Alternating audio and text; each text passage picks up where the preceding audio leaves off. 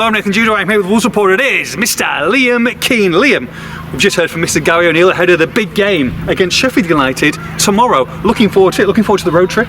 Yes, it should be good, the two of us. I mean, we still don't know who's driving. We haven't quite we'll fixed that dilemma. The we'll negotiation needs to happen, but yeah, it should be good.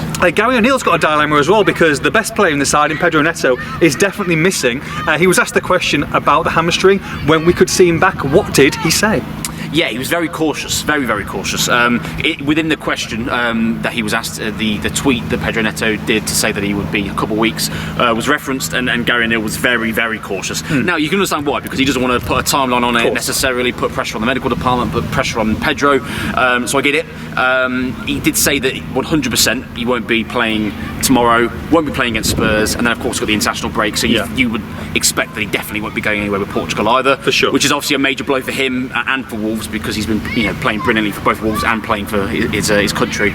And then it seems that he was very vague. He said, "It's a very grey area, isn't it? Yeah, I'm not going to put a big timeline on it. We're hoping it won't be too long after that." But it pretty much seems like it's a case of around 4 to 6, because he'll be back after the international break, and whether it's straight away, that's about 4 weeks. Whether it's a few weeks later, that's about 6 weeks. So it will be somewhere around there. So not quite the optimistic view that Pedro put out in his tweet, but Wolves are fortunate that the international break will hopefully take up a decent chunk of that layoff. Yeah, and we discussed this in the podcast as well. It's difficult, isn't it? Because a player wants to be back as soon as possible. Of course, he's playing at the top end of his game, so you really want to encourage that, and perhaps a player wants to be on the field quicker than what the medical department and the manager wants, because they're looking at not just the next game, the next 2 games, the next 3 games, but the rest of the season. So they've got to be very careful with that. And it's only when the medical department give him the 100% green light, Pedro Neto will be on that touchline, and will be on that grass when he is 100% and only 100%. Yeah, and there's a lot of reasons for that, because we discussed it actually on the podcast, that Pedro's all pace, isn't he? And that's not disrespecting his technical ability, but that's a massive part of his game and why he's played so well for Wolves this season. And with a hamstring, it's a really awkward, tricky injury to manage, and you can't force a player straight back in, because he will do further damage to it, and he'll be out for the rest of the season or close to. So Wolves are doing the smart thing, as any club will at this level, with a player of such high importance, and you've got to give him the time to come back. If it means he misses important games against the likes of Fulham after the international break, obviously tomorrow, whether it might be the upcoming game of Burnley, which is early in December, however long it takes for him to come back, and he misses potentially really important games, for the longevity of the season, it makes a lot more sense to take your time and get him back when he's right. Yeah, 2 of the players who will not be playing, Joe Hodge and Hugo Bueno. Yes, Hodge obviously having surgery on his shoulder, so I think they're looking at sort of mid-December, at a push. I think it depends really on his recovery, but I was told that the surgery was a success, and he's feeling much better now on the road to recovery. That's obviously good news. Hugo was interesting because they were hoping he'd be back for Bournemouth. It didn't sort of happen. We didn't really get much of an update in between up until this point. It's now a scenario where he definitely won't be back before the international break. So missing tomorrow and Spurs at home. That's hamstring as well? No, that's knee. Oh, knee, sorry, okay. Knee. And they are hopeful they'll be back for after the international break, but there's no guarantees. But it doesn't seem like he's too far off. It's just one of those sort of niggling injuries that he's struggling to shake off. So he's getting there, but these 2 games, don't expect him in the squad. Look, of course, the subject came to replacing Pedro Neto. You can't replace Pedro Neto. No. But at the same time, there are plenty of players who are going to be from the outside looking in recently, and they'll want to get the nod from Gary O'Neill, and the person who does get the nod, or players, you don't know if he's going to change it around, who get the nod will want to come in and will have to do very well, because that there's people who are knocking down that door. Out of the likes of Bellegarde, who's obviously missed recently, is he someone who's going to come back into that squad? Pablo Sarabia, Fabio Silva, Sasha Kalajic, are these the kind of players we might see on Saturday?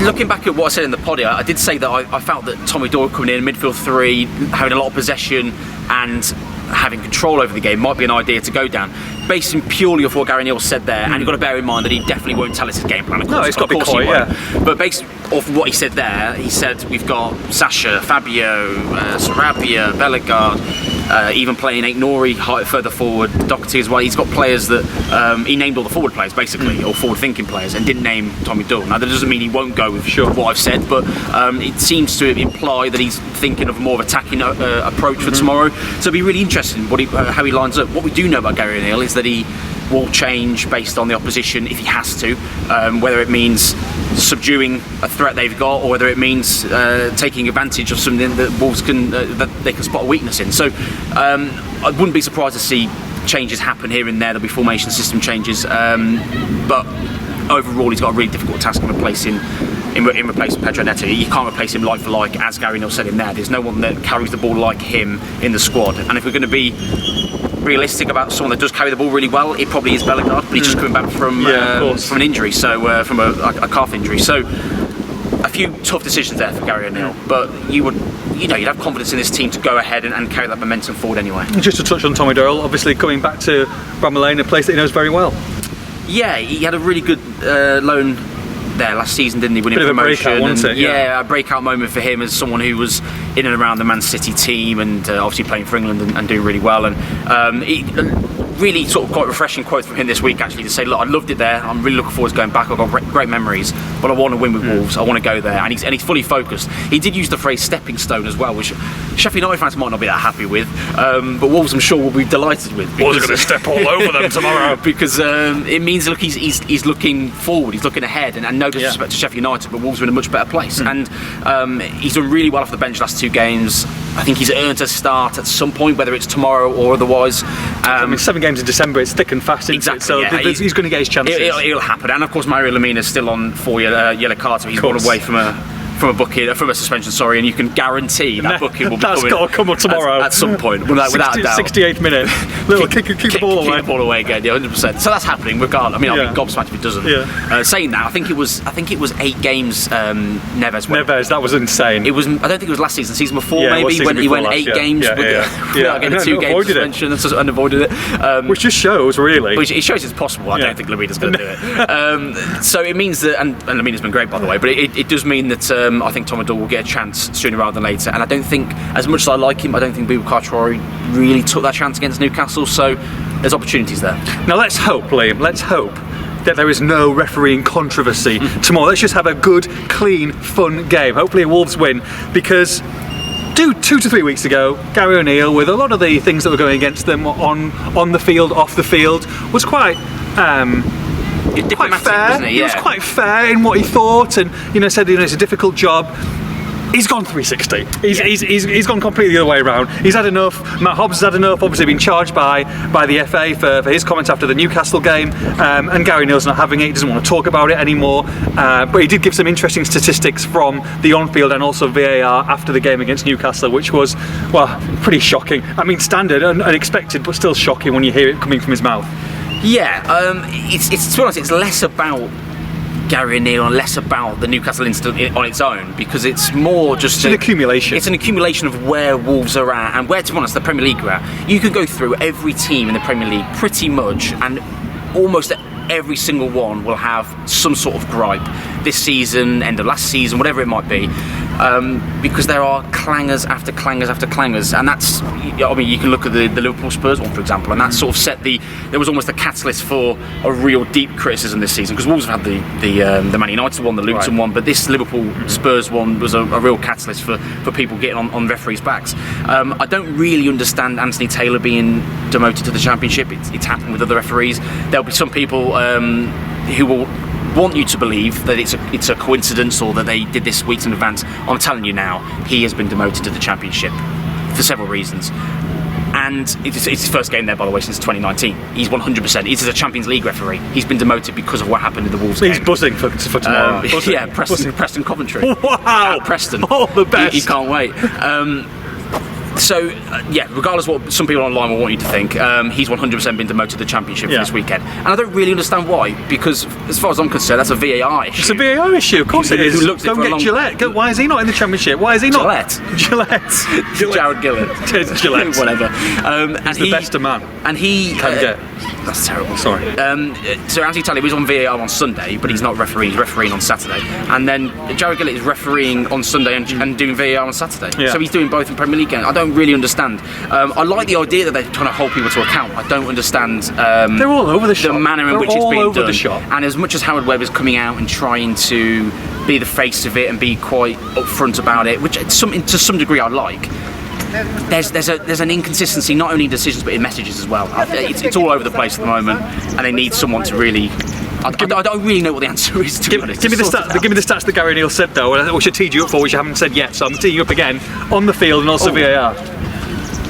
When they go to the panel, can you remember what the score was? Oh yeah, it was 5-0. 5-0 for the on-field decision of no penalty. No penalty. 4-1 for VAR should have overturned it. Yeah, I didn't know that's what you were saying. Yeah, before, sorry. Okay, but you've got it. Which is, I mean, look, 9 out of 10. Yeah, and yet Wolves are, again, on the wrong end of the stick, which is it's just astonishing. And what Gary O'Neill said, what Gary O'Neill said, stop it. What Gary O'Neill said was that things don't even themselves out, and it's not going to even themselves out. And I think that's fair. We've said that all the time. It's just taken a while to come round to it. We all knew that was the case, but unfortunately, that is the case. Look, Wolves are 12th in the Premier League. They've done very, very well. They're ahead of the game. Was probably what they expected. But at the same time, these are costing them valuable points.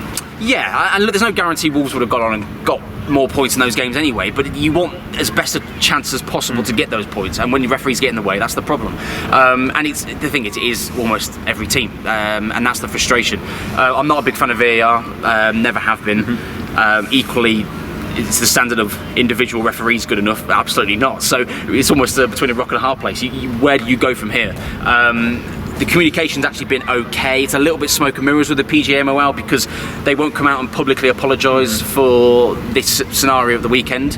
But I am led to believe that there's an acceptance pretty much now between from the PGMOL that we got this one wrong. But why did they not come out and acknowledge that? You know, it's a strange one, and I can understand Gary O'Neill's reluctance to want an apology because he's essentially got to a point where he's just fed up with it. Yeah.